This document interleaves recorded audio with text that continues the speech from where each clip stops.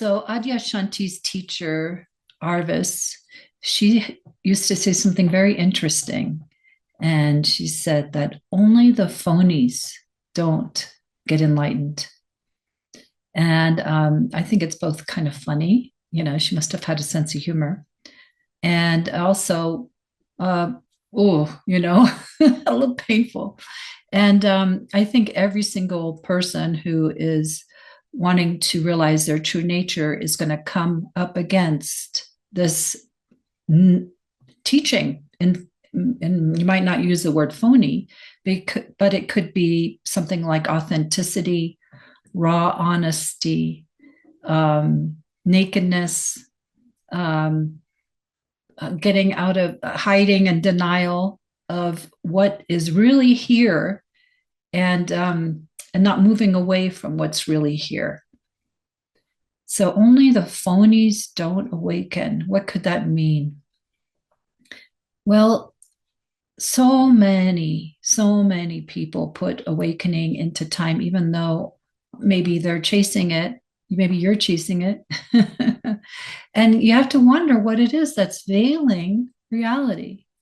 And for one, what I discovered for myself is that which was out of alignment, out of sync. I used to say out of sync, and it could go along with phoniness, but really it's more like it goes along with the ideas and beliefs and maybe the character of Susanne, who I took myself to be, and what I believed about myself, what I believed about life, and the ideas I held that covered over life as it really is, this one as it really is, versus the ideas. And I'm also talking about like coping strategies and sort of defense postures, and also denials.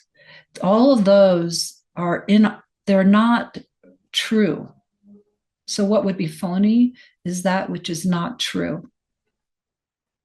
And reality is just naked truth. There's nothing about it that is masquerading and pretense and pretending to be something other than it is. So whatever is imagining that reality is something than what it is, that we are something other than reality, is enlightenment, awakening, whatever, realizing the truth of your being is going to take time and to be at a distance until that gap closes between what is true and what is willing to stop and rest and be still, or just stop and say, I'm not going to pretend that this isn't what it is. And so where does this come to play? Well, it comes to play everywhere in one's life where we are being called, truth is calling for relative truth in order for the big T truth to reveal itself. Okay? And that means telling yourself the truth about things. What about what's happening in your relationships? How do you feel? What about your work? What about your connection to others? Are you living in denial? Are you hiding from some big knowing inside that is waiting for you to reveal it, so that truth can flow? When we're hiding from some big knowing, like I know that being with this person is not good for me, and I'm doing it anyway. Or I believe that human beings are supposed to compromise at a level where, way up here level, not a great level, small compromises, sure, here and there, of course. But if you're compromising your truth, I'm not talking about your time and giving and all that. I'm talking, not as like a self-centered compromise. I'm talking about the type of compromise where you are becoming diminished in any arena, relationship, work, life, just the way you communicate, you're diminishing yourself and denying what you know to be true for some idea and belief of what others want, what the collective wants, what all ideas, all ideas. And all that is the false. That's false. All that is just a big fat lie. And that's what Jarvis was saying. Only the phonies don't get enlightened. And that's because you can't live a lie and get truth. Hello, right? I mean, the cognitive dissonance, you can't live a lie and expect for truth to reveal itself. It's always here. It's always here. It's just being covered over, masked over, veiled, whatever. Reality is the kindest, most sensible, most relieving thing in the world, only when we're willing to stop pretending otherwise, and that lying, betraying ourselves, and all that stuff is actually easier. It's not. Living a lie is not easier. Pretending and denying is not easier. And it's going to make one sick, and it's going to push off understanding what you are in truth. And it's going to be a big fat waste of your life. So it's kind of like this is like the sober facts that so many people don't want to hear. Like, I want to wake up, but I don't want to give this up or that up. And a lot of that's imagination too. I mean, reality, what does it really ask? It just asks to for you and that to be in alignment. That's all. So that it can live itself out, you know. And it's not like you get a little bit of truth for giving up a little bit of lies. It's not, it doesn't work that way. You've heard of the razor's edge, right? Well, the razor's edge is when truth asks, and it's like the edge gets sharper and sharper the more one comes into alignment with it. And so it asks more and more for oneself. And what about the way you're communicating in this way? Couldn't that be refined a little bit? And the way that you're shutting out feeling love for others, couldn't that be worked on? The way you're denying your own self-love and care, couldn't that be worked on? And so the more that this razor's edge is honored in truth, it doesn't feel so much like a razor's edge anymore, like, oh, I'll fall off and I won't have truth anymore, awakening.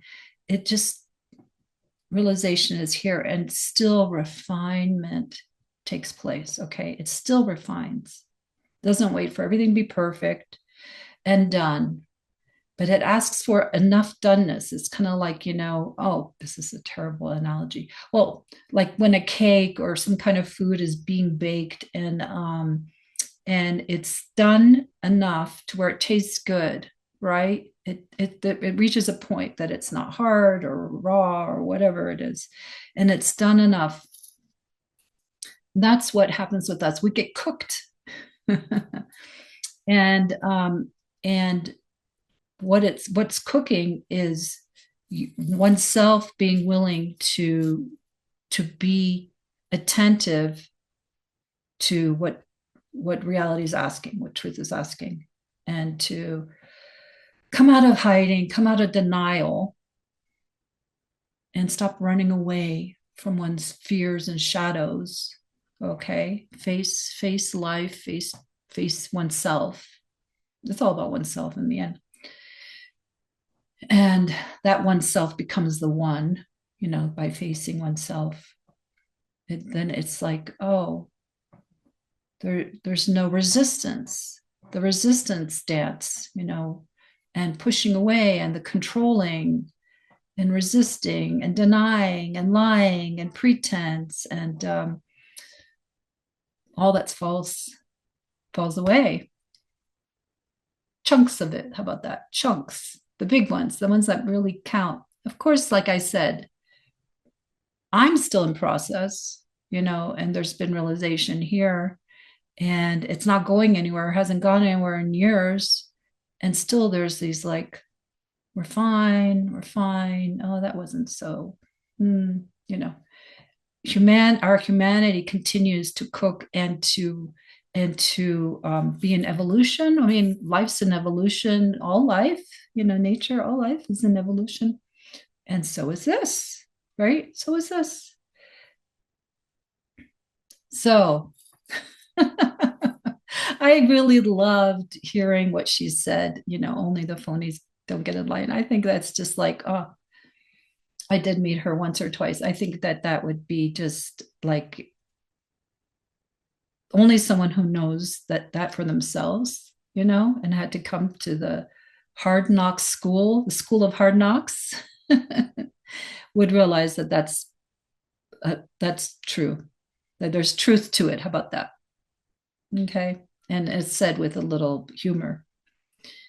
So I wish you well, and I hope this is helpful in some way for you to maybe a little light bulb go off and realize, oh, maybe I'm pursuing truth all the while betraying myself and lying to myself and maybe to others, and they don't they don't go together. Nah, they don't pair well. They're not companion plants. Truth and lies are not companion plants for realization to take root. And that makes sense. And that's what's so nice about truth. It's what's most obvious. Okay. Warm wishes.